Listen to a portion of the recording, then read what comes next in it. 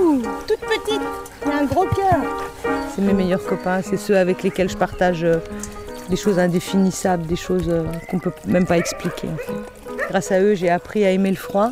Grâce à eux, j'ai appris la patience. Et encore, c'est pas encore totalement acquis. Ils m'ont amené une espèce de zénitude. Tous les chiens sentent qu'ils font partie d'une même équipe. Il faut vraiment qu'ils aient un instinct extrêmement grégaire et qu'ils se sentent tous unis pour aller dans le même but, quoi.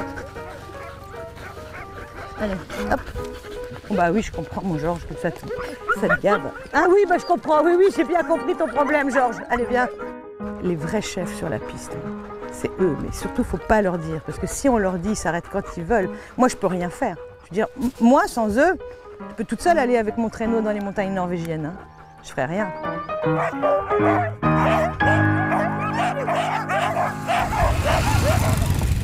Je passe 3 mois de l'hiver en Norvège et en Suède. Fin mars, je redescends et j'arrête les entraînements. Parce qu'après, c'est une histoire de température. Quand il fait trop chaud, les chiens ne travaillent plus. En Indre-et-Loire, c'est plutôt des vacances. Difficile de trouver mieux pour eux. Pour le farniente, pour profiter du temps qui passe, ouais, le Val-de-Loire, c'est génial. On croise des chasseurs, il y a la chasse à courre, tout ça, on est copains avec tout le monde.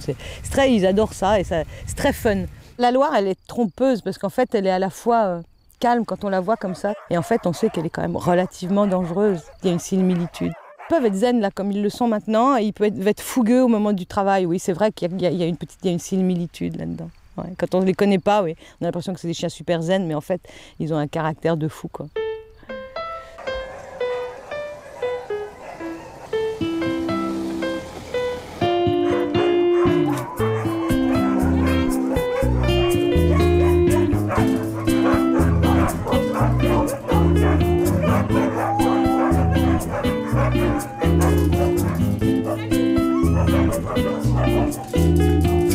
On a 31 chiens. Ils ont tous un nom avec des thèmes. Par exemple, là, on a un jeune qui a 10 mois, qui s'appelle Chico. Et en fait, il y avait 4 frères. Donc, en fait, c'était les Marx Brothers. Il y a eu Chico, Harpo, Zeppo. Et à chaque fois, ça me permet, moi, de mémoriser. Il est là-bas, c'est trop tard. C'est pas grave, on fera comme si. Allez, on va se coucher. Allez, hop. Allez, Oulou, sors de là. Cahouette. Cahouette. Catherine est très rigoureuse dans son travail avec les chiens. Je pense qu'on n'est jamais trop exigeant. S'il y a une raison pour qu'elle me demande de faire une telle chose comme ça, je pense que c'est fondé. Donc je me dois d'être encore un cran au-dessus d'elle.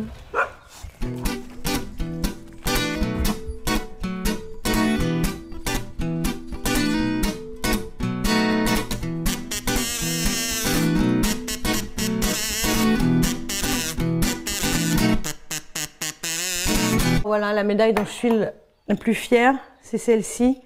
C'est ma médaille de bronze au championnat du monde cette année 2011 à Rhoros, longue distance, 400 km.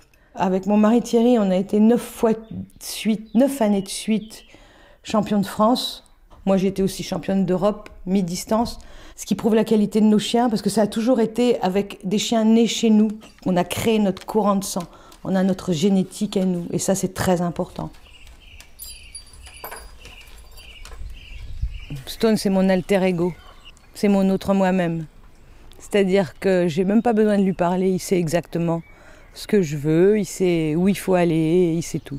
C'est lui qui a fait que l'élevage est devenu ce qu'il est maintenant. Tous ces chiens qu'on a là, tous ces chiots qu'on a, sont tous issus de lui. Il a imprégné cette volonté d'y aller quoi qu'il arrive. Quand il fait froid, qu'il y a de la neige, qu'il y a du vent, ils avancent quand même.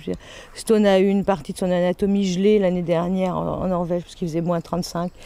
Et bien, il n'a rien dit, il a continué à avancer. C'est quand on a terminé que j'ai vu qu'il avait un morceau gelé. C'est des chiens qui feraient n'importe quoi pour moi. Vraiment n'importe quoi.